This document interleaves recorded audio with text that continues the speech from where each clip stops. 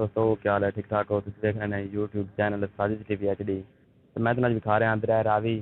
देख रहे हैं दरिया रावी ਦੇ इंडिया ने बड़ा तेज़ पानी छड़ दिता है। बहुत ज़्यादा पानी आ गया। तकरीबन कल परसों ਦੀ ਨਿਸਬਤ ਨਾਲ ਅੱਜ ਤਕਰੀਬਨ 50% ਪਾਣੀ ਜ਼ਿਆਦਾ ਆ ਗਿਆ, ਜਿੰਦੀ ਵਜ੍ਹਾ ਨਾਲ ਬੜਾ ਫਸਲਾਂ ਨੂੰ ਨੁਕਸਾਨ ਹੋ ਰਿਹਾ। ਤੁਸੀਂ ਦੇਖ ਰਹੇ ਨੇ ਕਮਾਦ ਹੈ।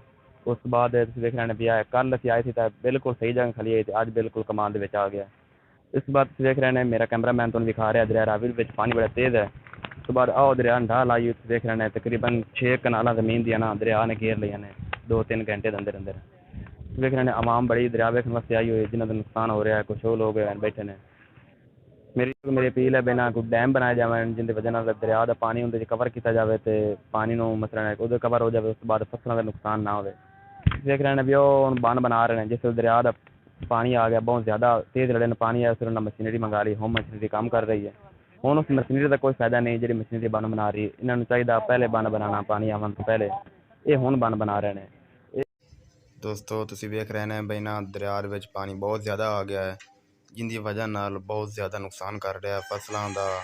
ਜ਼ਮੀਨ ਦਾ ਕਟਾਓ ਬੜੀ ਤੇਜ਼ੀ ਨਾਲ ਕਰ ਰਿਹਾ। ਤੁਸੀਂ ਵੇਖ ਰਹੇ ਨੇ ਖੁਦ ਦੀ ਬਈ ਨਾ ਪਾਣੀ ਦੀ ਸਪੀਡ ਤੁਸੀਂ ਅੰਦਾਜ਼ਾ ਕਰ ਰਹੇ ਨੇ। ਫੈਸਲਾਬਾਦ ਰੋਡ ਦੇ ਬਿਲਕੁਲ ਕਰੀਬ ਆ ਗਿਆ ਪਾਣੀ।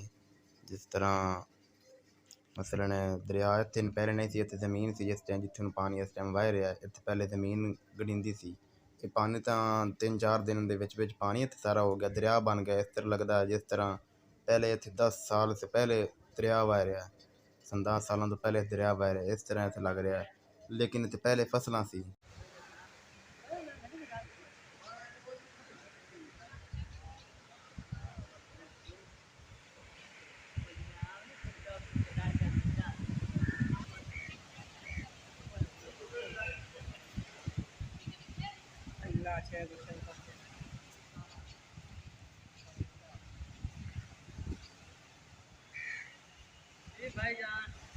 दरिया रावी ਵਿੱਚ बहुत ज़्यादा पानी आ गया, बहुत तेज़ रड़े ना। तकरीबन 2 लाख क्यूसेक इंडिया ने पानी छड़ दिता दरिया रावी के अंदर। दरिया रावी मेरा कैमरामैन ਤੁਹਾਨੂੰ ਦਿਖਾ ਰਿਹਾ ਦਰਿया रावी ਦਾ ਨਜ਼ਾਰਾ। ਤੇ ਇਸ ਬਾਈ ਦਾ ਕਾਫੀ ਨੁਕਸਾਨ ਹੋ ਗਿਆ। ਤੁਹਾਨੂੰ ਇਹਦੇ ਕੋਲ ਪੁੱਛ ਕੇ ਦੱਸਣਾ ਵੀ ਤੇਰਾ ਕੀ ਨੁਕਸਾਨ ਹੋਇਆ, ਕੀ ਦਰਿਆ ਢਾਲ ਆ ਕੇ ਤੇਰਾ ਕੀ ਲੈ ਗਿਆ, ਮੱਕੀ गई है या खाली ज़मीन ढाल आ गया। अस्सलाम वालेकुम भाईजान। वालेकुम सलाम भाई साहब, क्या हाल है? अच्छा यार सुना भी तुम्हारा नुकसान हो गया काफ़ी सारा। हाँ भाई, दरिया रावी में हमारी 2 एकड़ ज़मीन थी। अच्छा। वो भी गई।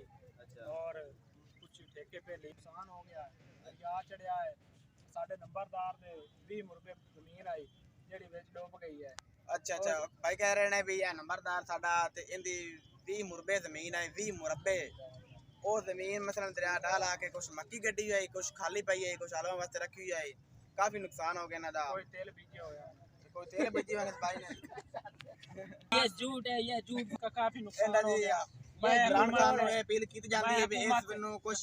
मैं हुकूमत से दरखास्त करता हूँ इसकी आमद पूरी की जाए, इसकी जो ख्वाहिश है वो सब पूरी की जाए। हमारी कोई जमीन नहीं, हमारा कुछ भी नहीं है। कमांड सारा बुड़ गया, बड़ा बड़ा नुकसान हो रहा है। तो कुछ होम मशीनरी चल रही है, बन का बंदोबस्त कर रहे हैं। देख रहे हैं भी कंटेनर आ गए हैं पत्थर दे ते उस तो बाद कुछ बिल्डोजर एक्सीवेटर चल रही हैं।